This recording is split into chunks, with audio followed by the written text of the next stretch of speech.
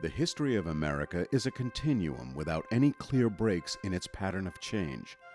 America of the 1960s has its roots in the American past. Its future will be shaped in terms of that past and the American present. In 1969, the young professor Frederick Bartling wrote these words for an article in the Concordia Comet newspaper in response to the college's hope to equip students for social change. Of course, change had been happening for quite some time, and most radically in the previous year. Professor Bartling was keenly aware of the slow, ongoing struggle for freedom, liberty, and justice. As a historian, he knew that the seeds of '68 were planted in decades past. He too was shaped by this history. This is a story about both.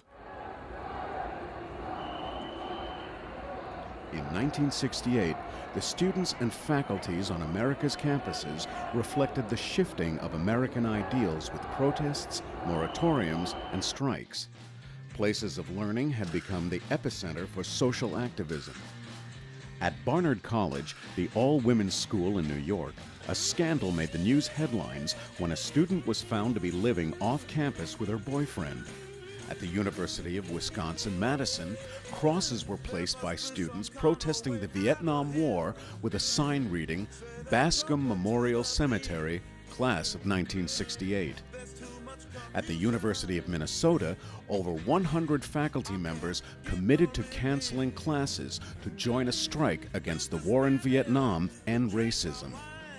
In addition to teaching at Concordia College, now Concordia University, Professor Bartling also took graduate-level history classes to prepare for new curriculum at Concordia. The finest teacher I ever had was David Noble, very prominent professor.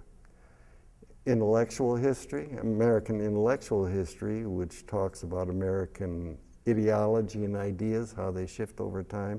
And then I had at least 20 graduate hours with him in Southern history. So this was all background later on then as I developed courses as a college professor.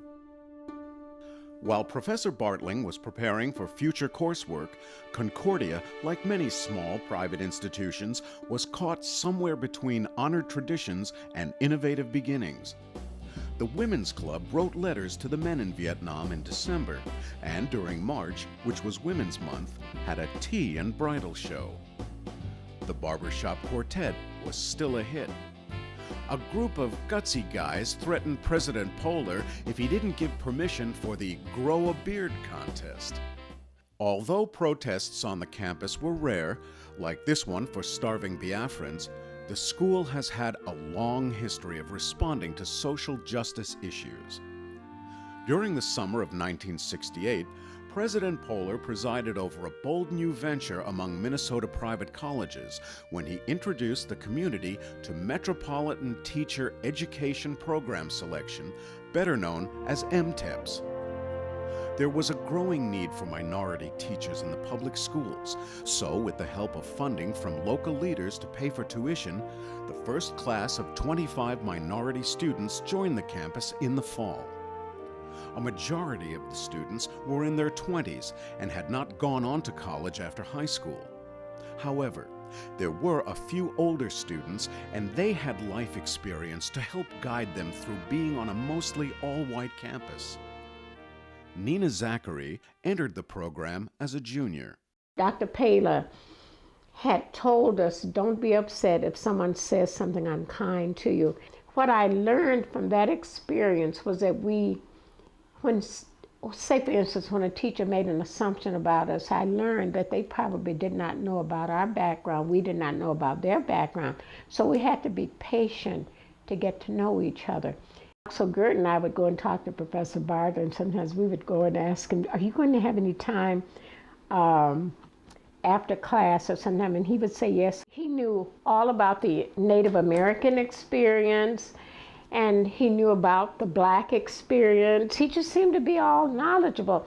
Then we found out that he was also a trained minister. Bartling became a pastor, as had 18 generations before him. He planted a church in Pullman, Washington, before heading to the East Coast. It was at Yale Divinity School that Professor Bartling had a brush with the civil rights leader, Dr. Martin Luther King. He and I are exact contemporaries.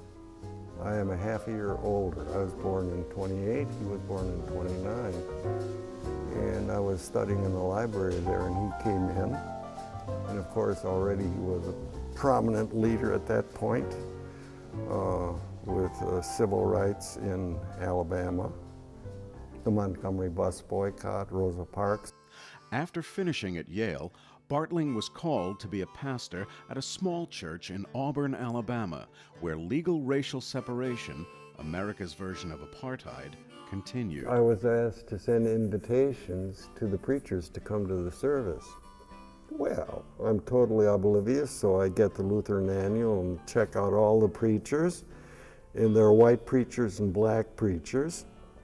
So at the installation service, Joseph L. Wanger, who was really a leader in the civil rights movement, pastor in Birmingham, he brings along 2 or 3 black laymen. And then before the service, agitated ushers come and ask me, what should we do with them? I mean, I just came from Yale University.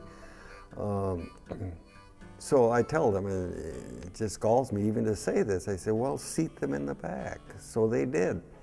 So what a bum question to ask me, and what a terrible answer on my part, you know, that you even have to question this.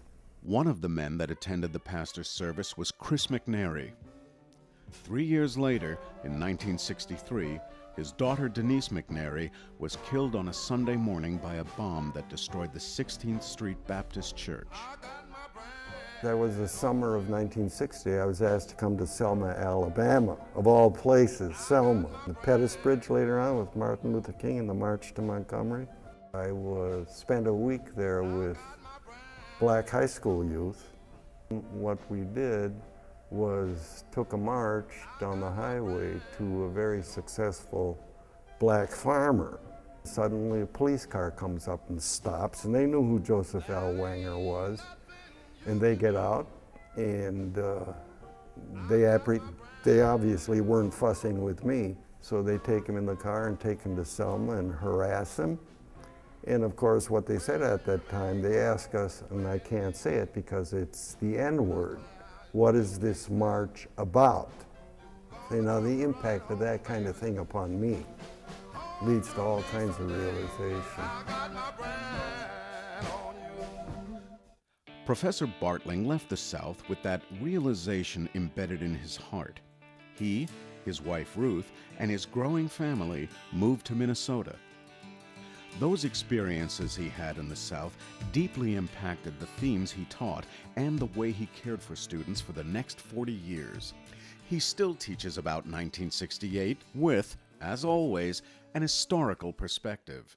In 1968, the coming together of all of the issues which go into the whole question of ongoing American freedom.